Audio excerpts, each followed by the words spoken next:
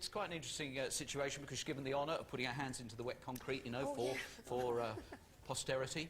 And then there's a big problem with a ribbon. And this is the first point at which you might see Barbara cracking just a bit, because the idiot mayor wants to cut the ribbon with a penknife. Watch the eyes as we go on a trip around Basingstoke, the first tour, and it's a great honour for Barbara Windsor. Greetings. In the first half of the 20th century, as the population of London vastly outgrew its size, the surrounding towns and villages began to fill up with workers who couldn't afford the exorbitant rents being charged in the Big Smoke. These towns gained a reputation as dormitories, nondescript and culturally dead, and built solely as places for London's working population to eat, sleep and shower before heading back for another soul-destroying day, avoiding buskers, stabbers and the incurably religious. None of these towns is highly regarded. Luton is commonly listed as one of the most miserable places to live in the UK.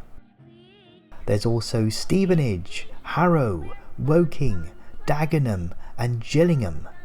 Places you'd never go on holiday unless you're quite mad. And about an hour's drive west of London is a particularly dismal pit of despair called Basingstoke. When Noel Edmonds pranked the sorely missed Barbara Windsor into doing a tour of Basingstoke, the town already had a reputation of being irretrievably dull. But apparently a lot has changed since 1994, and despite living only 20 miles away, I've never actually been there. So this will be a journey of discovery for all of us. Unless of course you live there, in which case, spoiler alert, I pity you. The first thing that catches your eye is this thing, Festival Place, a gargantuan shopping mall which contains just about every British high street shop that survived COVID.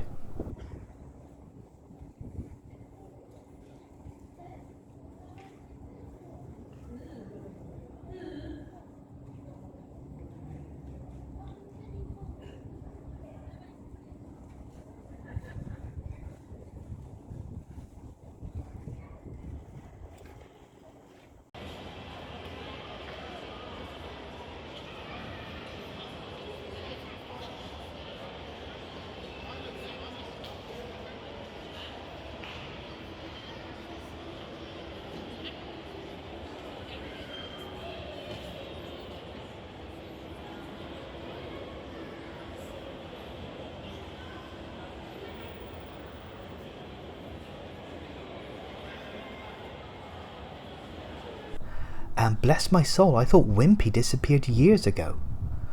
Those of us of a certain vintage probably had at least one birthday party in our local restaurant.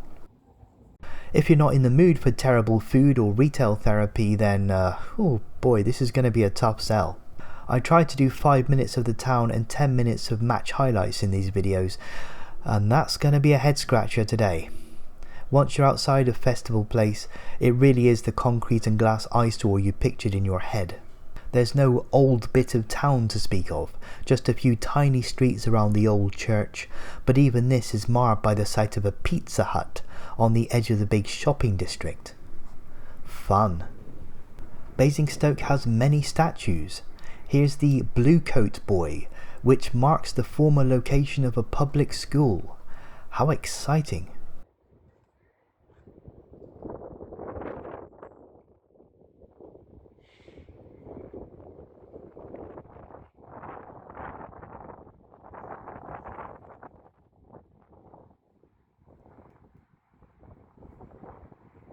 And welcome to the longest 30 seconds of my life. I'll give you time to figure out who this is meant to be. It's market day here in Basingstoke, and directly behind me, out of shot, is the stink of raw fish. Emanating from the bins that you can see is the pungent smell of rotting fruit. And if you've given up, that is Jane Austen apparently. I'll bet she's thrilled. Basingstoke does have an indoor skydiving centre, but I'm not desperate enough for likes or subs to try that out. Sorry. I am quite keen to try this. It's called Milestones Museum, one of those Victorian oldie-worldy things you can find all over the country. and I've still got 2.5 minutes to cover, so you'll be seeing a lot of it.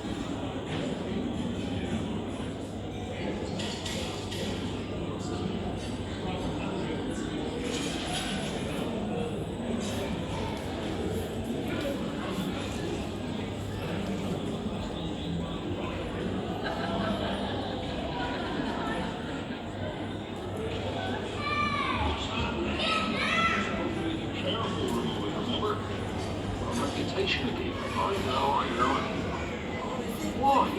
Why what? Our reputation. Where have we got it? Because we deserve it. If we don't damage people's belongings. Never do it to you. Why don't we? It's like having a conversation with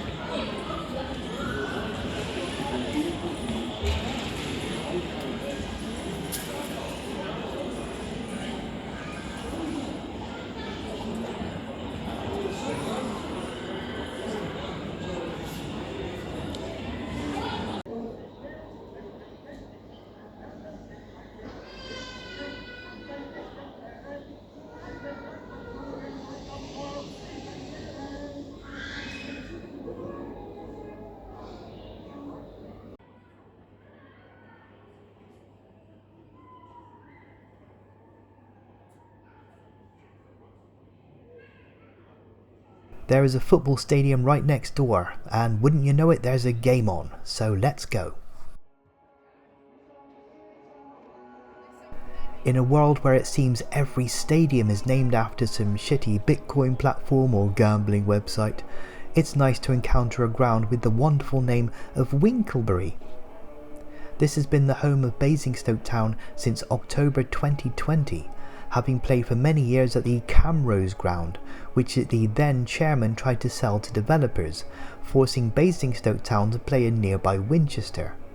How nice of him, I bet he's really popular. Basingstoke Town play in the Southern League Premier Division, which is level 7 on the pyramid. And like many clubs around here, they played in the Hampshire Leagues until the mid-2000s, when there was a massive reorganisation of the football pyramid. Like the city, the club has an entirely unremarkable history. In contrast, their opponents today have been up and down like a bride's nightie. We've met Weymouth before, back in August, when they were dumped out of the FA Cup by Tadley Caleva, 2 divisions below. At the time, manager Warren Feeney had just been sacked and replaced by Steve Claridge.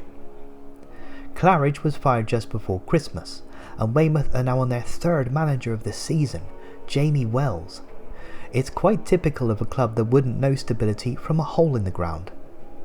Weymouth were once stalwarts of the Conference, or the Conference National, or the National League Premier, or whatever the bloody hell it's called this week.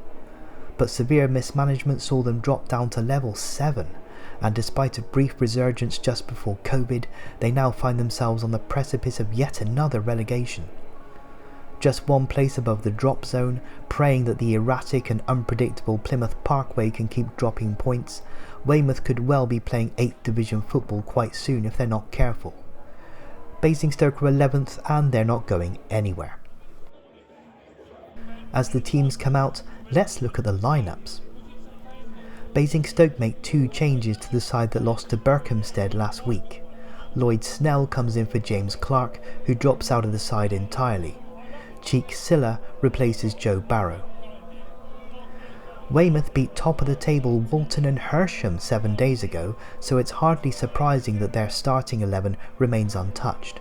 Up front is the dangerous pairing of Brandon Goodship and captain Tom Bearwish, who both scored the last time we saw them on this channel. The only changes are on the bench, with Brooklyn Genesini joining the vastly experienced Ruben Reed.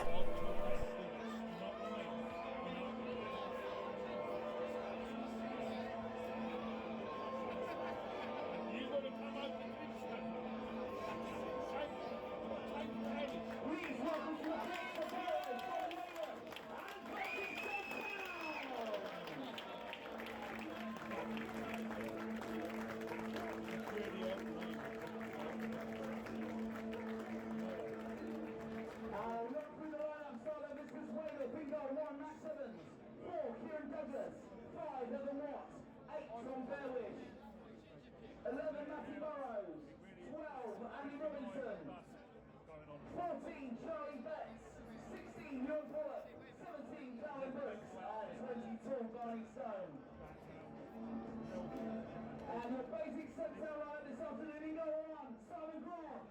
2, Lloyd Snell. 3, Joe Lockman. 4, Josh Green. 5, Scott Armsworth. 6, and the skipper, Billy Upton. 7, Tom Blake. 8, Deandre Brown. 9, Chet Sinner. 10, Robbie Gola. And 11, George Reed. On the bench for Stoke this afternoon, 12, Ben Cook. 14, Elliot Legg. 15, Dan Rowe. 16, James Dixon. And 17, Joe Barrow.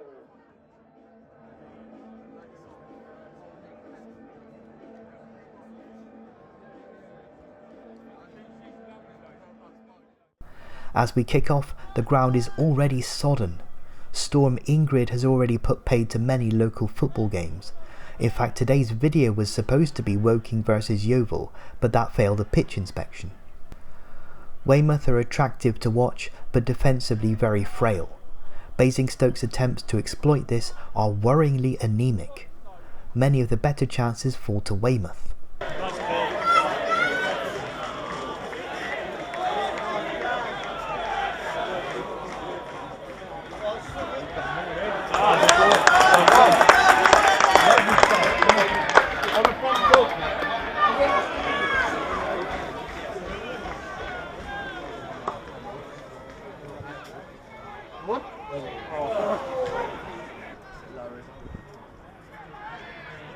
Oh, the worst.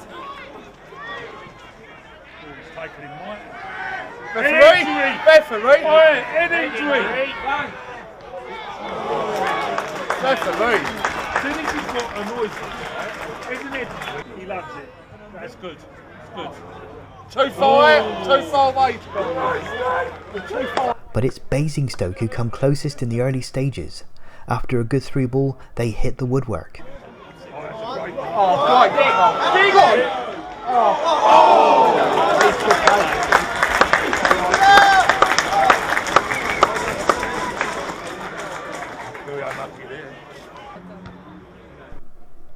It's always the strikers who take the plaudits, but Weymouth number 12 Robinson was an absolute beast in midfield today.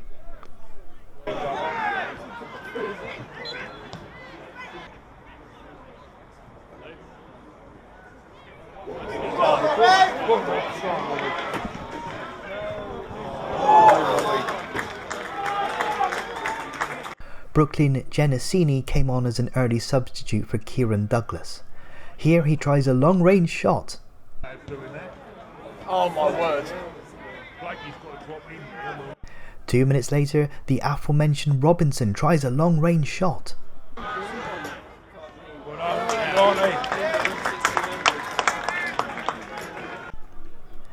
4 minutes later, Berwish tries a long-range shot, to the delight of Brandon Goodship. Are you noticing a pattern? No. 4 minutes later, Robinson tries another long-range shot.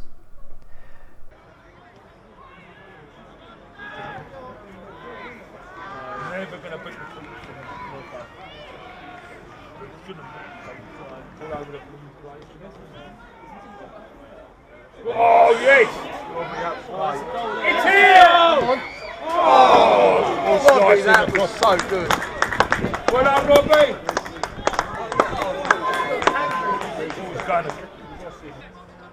2 minutes later, Goodship tries a long-range shot. Oh, With striking as pinpoint and accurate as this, it's clear that someone's going to have to gift a goal. And 4 minutes into first half injury time, that is precisely what happens.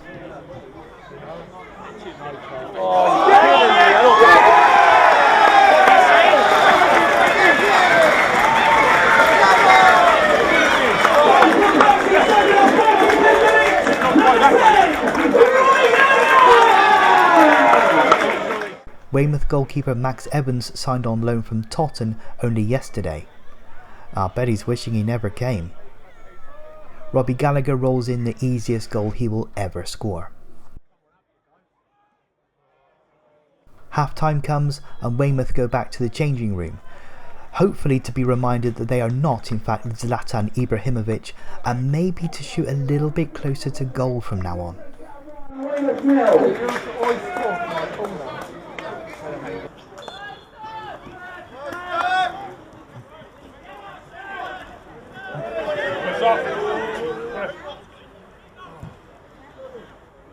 Deal with it. Well done, Steve.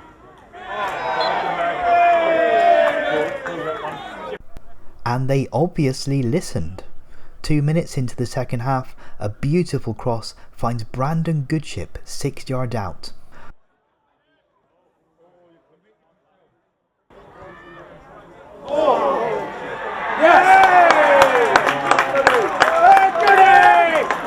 If his nickname isn't Lollipop, then there is something deeply wrong at the centre of the universe. I googled this and apparently his nickname is Goody. Anybody from Weymouth listening, that is pathetic. Not as pathetic as Basingstoke, who by now are allowing Weymouth to dominate. Weymouth try, yeah, you guessed it.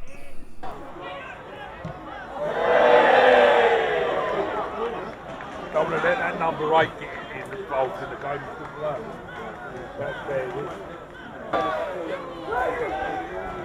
Man on! That's not a good area.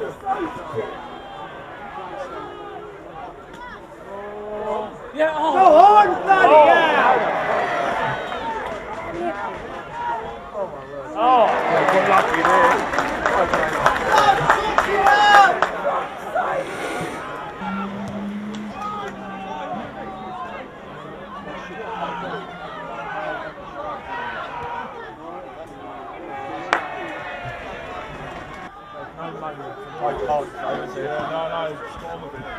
Well done, Billy. Go on, Bill. Go on, Bill. Go on, Billy. That's good, Billy. Go on. Go on, Blakey. Oh, your touch, his first touch was terrible. Basingstoke try a shot from... oh god. Basingstoke try a shot from distance. Guess how that turns out. Someone please go on the pitch and remind these players they're in the 7th bloody division for a reason. God almighty. Basingstoke gets some set pieces in useful positions, but at this stage they're about as toothless as Shane McGowan. Don't jump in. That's how they scored. When you jumped in before. Go on, edge of the box. Really up to good defending.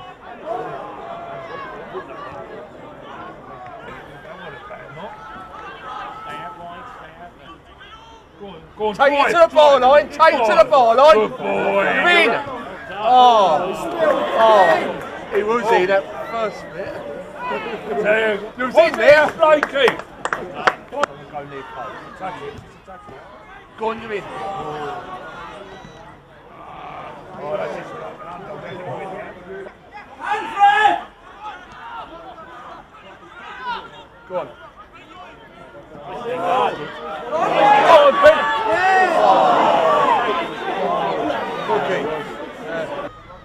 And in the 79th minute, Brandon Goodship gets the ball in prime position. Yes! Yeah! Goal machine! That was number 10 again, isn't it?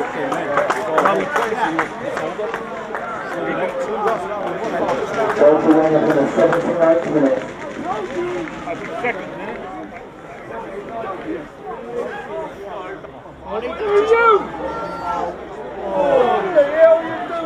With the game now slipping away, Basingstoke tried to inject some more intensity into the game. Come on, you eat. Yeah. Hot pussy.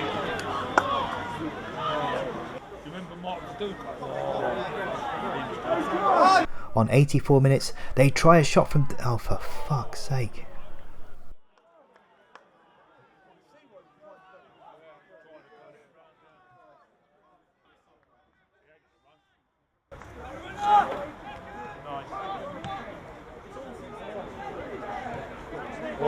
Over there. Oh, you're going to hit it. Come on, son. Oh! What a fight that is.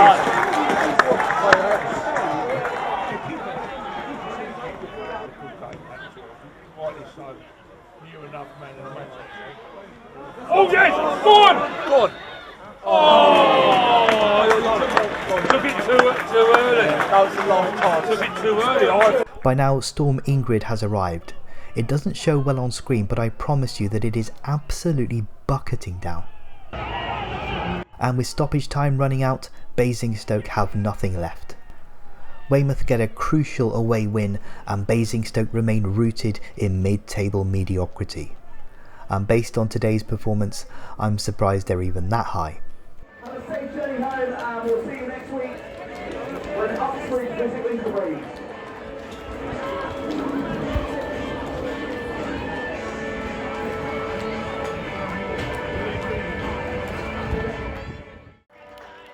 Weymouth make the long and treacherous journey back to the south coast, which is currently being pummeled by Mrs. Ingrid. And with nothing else to see in Basingstoke, I'm going to go home too. Thank you for watching.